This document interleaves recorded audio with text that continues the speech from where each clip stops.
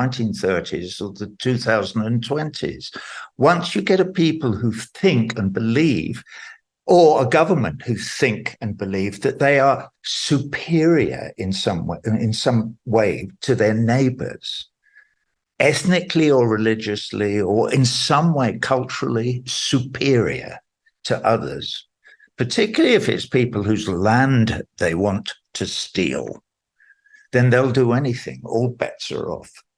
And particularly if they can get their people to believe this nonsense, to believe that one group of people, then they become genociders. Okay. And everybody who understands the meaning of the word genocide or apartheid knows that those two words now absolutely pertain to the failed state of Israel.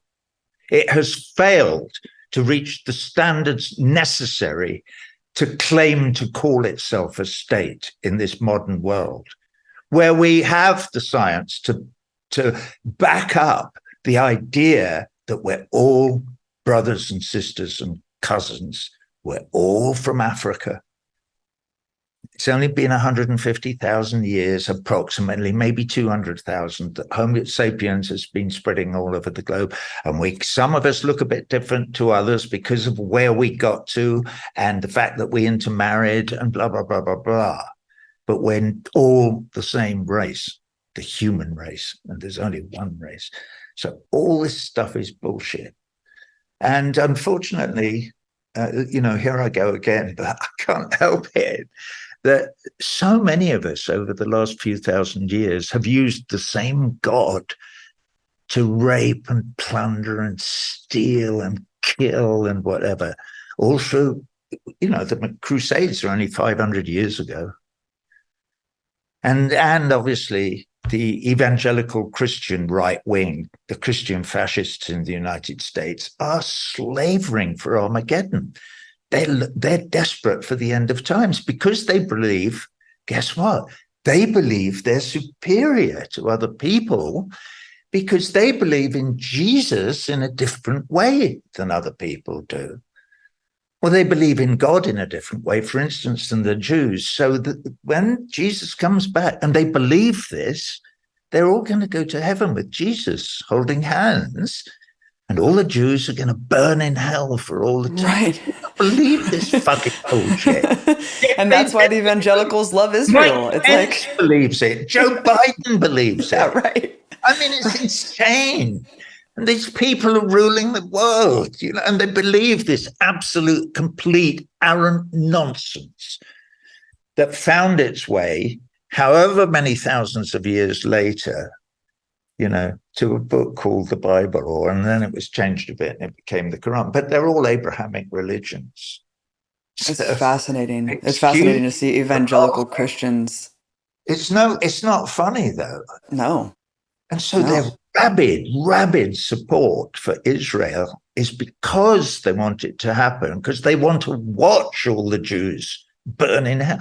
They're the anti-Semites. Right. I mean, they're insanely anti-Semitic. And they accuse me of being an anti-Semite. As I said to Glenn Greenwald in my interview, and they won't have mentioned this bit, I said to Glenn, let me tell you, there's only one person in the world who knows whether Roger Waters is an anti-Semite or not. And guess who that is? And he nodded wisely because he knew who he is. It's me. I know what's in my heart. You think if I was an anti-Semite, I wouldn't know it? I mean, it beggars belief that anybody could possibly imagine that anybody could actually be an anti-Semite and not know it. I know that I'm not, because it never crosses my mind what somebody's religion is, whether they're a Christian or a Jew or a Muslim or a Hindu or a Sufi or a Sikh, it never crosses my mind. Never. It's disgraceful, Roger. I mean, you're an anti-racist. You're an anti-bigot. You are humanitarian across the board. And that's the threat. I mean, the threat is that you don't otherize and dehumanize who needs to be dehumanized in order to advance the goals of imperialism. And you are a thorn in their side, and they can't control you. I want to wrap this up. I want to mention Yeah. two things that I think are really important. I think one important factor is what the state of Israel will, what it will look like when it incorporates Palestinians as equals, because Jewish citizens and Israeli citizens will play an important part in the post-apartheid state, the one state solution that I think we're all vying for with the BDS movement and with our humanitarian cause worldwide. And that's important because it's not about expelling Israelis or Jews. It's about incorporating everyone to have equal rights. Exactly.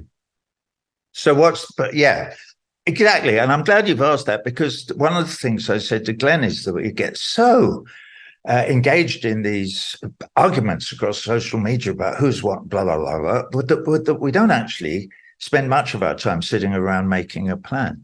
I mean, it seems to me, and what do I know? I'm just